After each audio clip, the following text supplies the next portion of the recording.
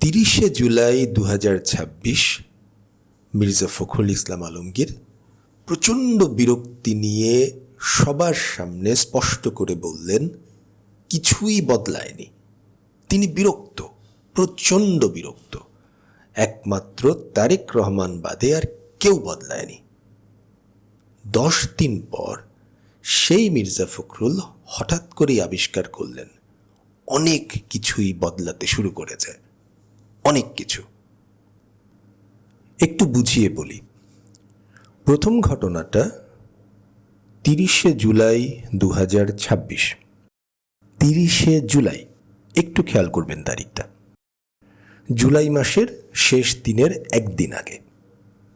সেদিন মন্ত্রী হিসেবে একটা অনুষ্ঠানে অংশগ্রহণ করে তিনি প্রচণ্ড বিরক্তি নিয়ে বললেন, আমি দেখছি যে কিছুই বদলায়নি। আগে যারা ঘুষ খেত তারা ঘুষ খাওয়ার ফন্দি ফিকির করছে। একইভাবে যারা ভালো একটা কাজ আটকে দিত তারা এখনো তা আটকে দিচ্ছে। লোকজন ভোল পাল্টাচ্ছে। ভোল পাল্টানো লোকজনই এখন অনেক বেশি জুলাই যোদ্ধা হয়ে গেছে। তো মন্ত্রী সাহেব, আপনি কি করছেন? একটু স্পষ্ট করে আমাদেরকে বলুন না, এই ঘুষখোরদের, এই ভালো কাজ আটকে দেয়া মানুষদের কজনকে আপনি, মির্জা ফখরুল ইসলাম আলমগীর, বিএনপির মহাসচিব, স্থানীয় সরকার মন্ত্রণালয়ের মন্ত্রী, প্রচণ্ড পাওয়ারফুল একজন মানুষ, বাংলাদেশের সবচাইতে শক্তিশালী মানুষদের একজন, আপনি নির্দিষ্ট করে কজনকে কি কি শাস্তি দিয়েছেন বলবেন একটু? এর ঠিক 10 দিন পর, ঠিক 10 দিন, 9ই আগস্ট 2026, মির্জা ফখরুলের অনুধাবন হলো, উপলব্ধি হলো, অনেক কিছু আসলেই বদলে গেছে। উন্নতিতে দেশ হয়তো একেবারে হাইওয়েতে চলতে শুরু করেছে। রংপুরে তিনি একটা অনুষ্ঠানে খুব চমৎকার করে এই জায়গাটাতে খুব স্পষ্ট তার অবস্থানটা জানালেন। তিনি সেদিন রংপুরে সেই আলোচনা সভাটাতে বক্তব্য রাখতে গিয়ে নানানভাবে বিরোধী দলকে সবক দিচ্ছিলেন, রংপুর অঞ্চলের মানুষদেরকে সবক দিচ্ছিলেন যে তারা ঠিকমতো তাদের পছন্দের প্রার্থীটাকে নির্বাচন করতে পারেন না। যখন বিএনপি ক্ষমতায় আসবে তারা জানে, তখন তারা জাতীয় পার্টিকে ভোট দেয় একবার, অন্যবার জামাতকে ভোট দেয়। সুতরাং তাদের মধ্যেই সমস্যাটা আছে, নিষ্কলুষ কেবলমাত্র তারা। তিনি সে অনুষ্ঠানে স্পষ্ট করে বললেন, টার্ম শেষ করতে দেবে না, পারবে না। সরকারের হয়েছে তো মাত্র 4-5 মাস। এই 4-5 মাসেই অনেক পরিবর্তন হয়েছে। আবার খেয়াল করুন, এই 4-5 মাসেই অনেক পরিবর্তন হয়েছে, অনেক পরিবর্তন।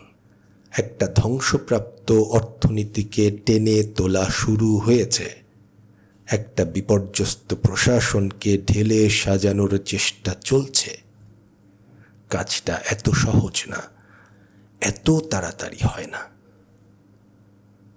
10 দিনের মধ্যেই মির্জা ফখরুল খুঁজে পেয়ে গেলেন যে এই 4-5 মাসেই অনেক পরিবর্তন হয়েছে। 30শে জুলাই 2026, মির্জা ফখরুল, কিছুই বদলায়নি। 9ই আগস্ট 2026, মির্জা ফখরুল, অনেক পরিবর্তন হয়েছে। মির্জা ফখরুল ইসলাম আলমগীর বাংলাদেশের সবচাইতে প্রভাবশালী রাজনৈতিক একটা পরিবারের সদস্য। প্রভাবশালী বলাটা হয়তো আমার জন্য ভুল হয়ে যাচ্ছে, কিন্তু তারা সবসময় ক্ষমতার বলয়ে অবস্থান করে গেছেন। পাকিস্তান আমলেও তার বাবা মির্জা রুহুল আমিন এবং তার চাচা মির্জা গোলাম হাফিজ প্রাদেশিক আইন পরিষদের সদস্য ছিলেন। স্বাধীনতার পরও তাদের ক্ষমতার সাথে সম্পৃক্ততা কখনো একেবারে ছুটে যায়নি। তার বাবা বিএনপি থেকে 1979-তে নির্বাচিত হয়েছিলেন, তার চাচা মির্জা গোলাম হাফিজও। তারপর এরশাদ সরকারের সময় মির্জা ফখরুলের বাবা রুহুল আমিন সাহেব, তিনি এরশাদ সরকারের কয়েক দফায় মন্ত্রী হয়েছেন। 91-তে যখন বিএনপি ক্ষমতায় এলো এরশাদের পতনের পরে, বিশ্ববেহেয়া এরশাদের পতনের পরে, তখন মির্জা ফখরুলের চাচা মির্জা গোলাম হাফিজ আইনমন্ত্রী ছিলেন, আইন এবং বিচার মন্ত্রণালয়ের পূর্ণ মন্ত্রী। এর মাঝখানে জিয়াউর রহমানের সময়ের শেষ দিকে মির্জা গোলাম হাফিজ সংসদের স্পিকারও ছিলেন। মির্জা ফখরুল নিজে সংসদীয় নির্বাচনে অংশ নিচ্ছেন 91 থেকে। 91-তে তিনি হেরেছেন, 96-তেও তাই। 2026-এর এই নির্বাচনের আগে 2001-এ তার একমাত্র বিজয় ছিল। কিন্তু এই ক্ষমতার বলয়ের মধ্যে তারা সবসময় বিচরণ করছেন, সবসময়। আপনারা সত্যি করে নিজের কাছে একটা জবাব দিন তো। 2011-তে মির্জা ফখরুল যখন মহাসচিব হলেন বিএনপির, খন্দকার দেলোয়ারের মৃত্যুর পরে, আক্ষরিক অর্থে কজন মানুষ এই লোকটার নাম জানতেন? তিনি কিন্তু 2001-এ নির্বাচিত হবার পরে, প্রথমবার নির্বাচিত হবার পরে সংসদে 2 দফায় 2টো মন্ত্রণালয়ের প্রতিমন্ত্রী হিসেবে দায়িত্ব পালন করেছেন। তার নাম শুনেছেন কখনো? 11-তে যখন মহাসচিব হিসেবে নানান ব্যক্তির আলোচনায়, কোথাও মির্জা ফখরুলের নাম ছিল না, কোথাও না। খন্দকার মোশাররফ থেকে শুরু করে, তরিকুল ইসলাম থেকে শুরু করে অনেকের নাম আলোচনায় এসছে, কিন্তু কখনো মির্জা ফখরুল নামে যে কেউ বিএনপিতে অবস্থান করছেন তেমন কোনো কিছু আলোচনার মধ্যেই ছিল না। কিন্তু তিনি হঠাৎ করেই ভারপ্রাপ্ত মহাসচিব হয়ে গেলেন। সেই থেকে আজ অবধি 15টা বছর ধরে তিনি বিএনপির প্রথমে ভারপ্রাপ্ত, এরপরে পূর্ণ মহাসচিব হিসেবে দায়িত্ব পালন করে গেছেন। মির্জা ফখরুলরা, তাদের পরিবারের মানুষেরা ক্ষমতার ভাষা জানেন। কি কি করে, কি কি বলে ক্ষমতার কাছাকাছি থাকা যায়, এই শিল্পকলাটা তারা খুব আয়ত্তে রাখতে পারেন। ইতোমধ্যেই তার কন্যা, যিনি বহু বছর ধরে অস্ট্রেলিয়া বা অন্য কোথাও থাকেন, বাংলাদেশের সাথে দূর দূর কোনো সম্পর্ক নেই তাদের বহু বছর ধরে, হঠাৎ করেই ঠাকুরগাঁও তাদের কাছে প্রিয় জায়গা হতে শুরু করেছে। সামনের উপনির্বাচনে হয়তো তিনি মনোনয়ন চাইবেন, কিংবা তার চাচা, যিনি ইতোমধ্যেই সেখানকার পৌরসভার চেয়ারম্যান ছিলেন নির্বাচিত। ক্ষমতার ভাষাটা, ক্ষমতার বলয়ে কী করে অবস্থান করতে হয়, এটা এই পরিবারগুলো জানে। বাংলাদেশের জন্য এই রাজনীতির পরিবারগুলো, রাজনীতির ব্যবসা করা পরিবারগুলো ভয়ঙ্কর বিস্ফোরা।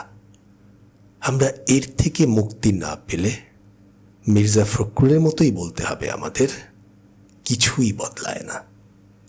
যেই ক্ষমতায় আসুক না কেন, এদের মতো কয়েকটা পরিবারের কেউ না কেউ সব সময় ক্ষমতায় থাকে, সব সময়। মির্জা ফখরুলের চোখে এখন আর কোনো সমস্যা চোখে পড়বে না। ভুল করে 30শে জুলাই তিনি কিছু বলে ফেলেছিলেন, আর কখনো বলবেন বলে মনে হয় না। সামনে তিনি রাষ্ট্রপতি হবেন, আমাদের সমস্ত প্রোটোকলের সর্বোচ্চটা তিনি উপভোগ করবেন। তার পরিবারের অন্য কেউ তার ছেড়ে দেয়া আসনটা থেকে নির্বাচিত হয়ে সংসদে আসবে। উত্তরাধিকার, পারিবারিক ঐতিহ্য সব বজায় থাকবে। আমরা ভুগব, আমরা যত সমস্যা আছে সেগুলোতে আরও বেশি জর্জরিত হতে থাকব। তিনি যেমন বুঝেছিলেন যে কেউ বদলায়নি, আগের ঘুষখোররা এখনও বহাল তবিয়তে আছে, আমরা এখন টের পাচ্ছি, আগের থেকেই টের পাচ্ছি, এখন আরও স্পষ্ট করে টের পাচ্ছি, রাজনীতিবিদরাও এতটুকু বদলাননি। রাজনীতি যতদিন পর্যন্ত সেই একই মানুষগুলোর হাতে থাকবে, একই পরিবারগুলোর হাতে থাকবে, কিছুই বদলাবে না। বদলানোর শুরুটা আমাদেরকে করতে হবে। শুকরিয়া।